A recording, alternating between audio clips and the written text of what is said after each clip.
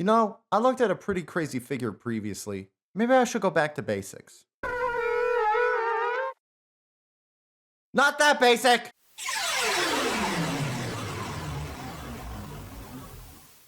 Beast Machine's basic Silverbolt is an infamous figure. One from an already infamous toy line.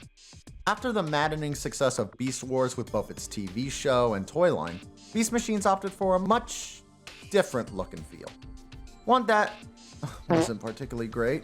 I mean, if you like beloved characters turning into quasi-religious zealots, be my guest, though may I suggest not speaking to me. And what the show is quite frankly unique design language that the toys had to follow, it's no surprise that Beast Machines as a toy line was not a success. They had worse quality construction than the Beast Wars toys, had annoying gimmicks, ugly colors, and didn't look anything like the show.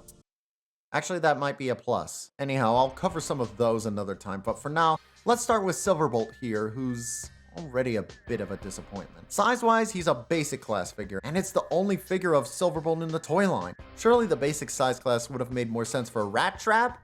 You know, the literal rodent! In both Wars and Beast Machines, he's a pretty big lad, towering over most of the other cast. But here, he's significantly smaller than Black Arachnia. Though maybe he's okay with that.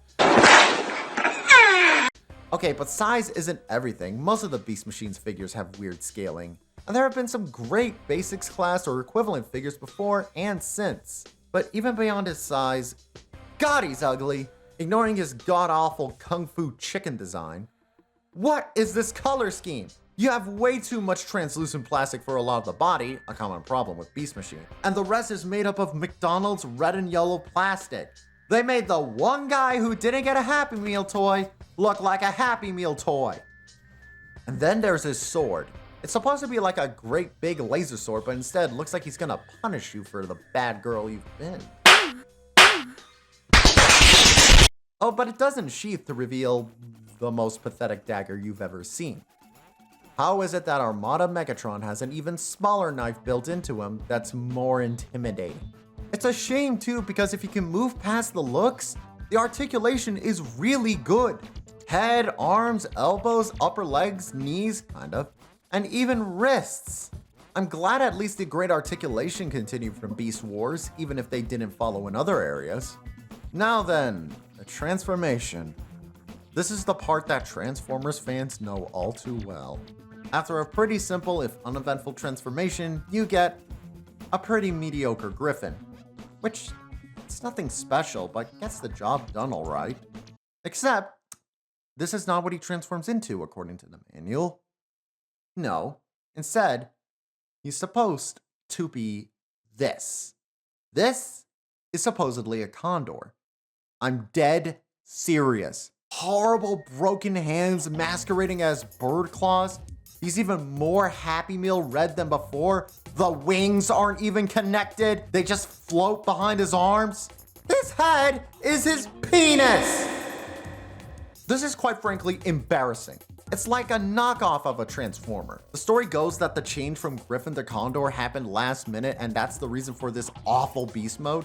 There's even bits like his knees that move about, as if they were supposed to be part of the transformation. But the end result is a robot mode so bad that despite every other Beast era figure being packaged in the Beast or Vehicle mode, Silverbolt was the only one packaged in his robot mode because his alt mode looked so bad.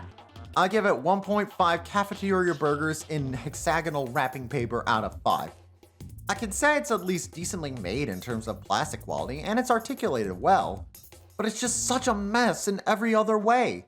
I feel like even a kid would be kind of disappointed by this. And now, more than ever, I have a respect for more budget Transformers that still look the part without crippling your wallet. But this thing? Nah, man.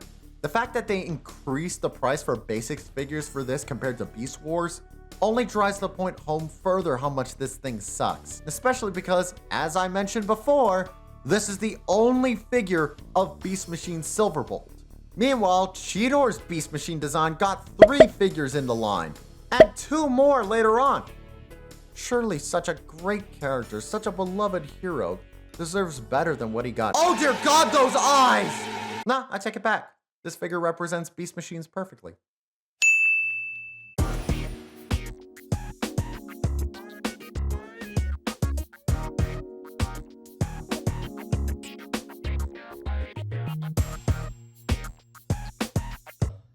looks disgusting. Dude, it's like, you know the xenomorph?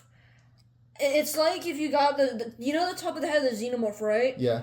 Imagine getting a frying pan, just violently smushing his face, just clacking it, and it's just his whole face is the top of his head. Yeah, I'm gonna add your description at the end of the video. Yeah. Visual. Anyways, okay, so I'm gonna finger him now. no, don't do that. That's inappropriate.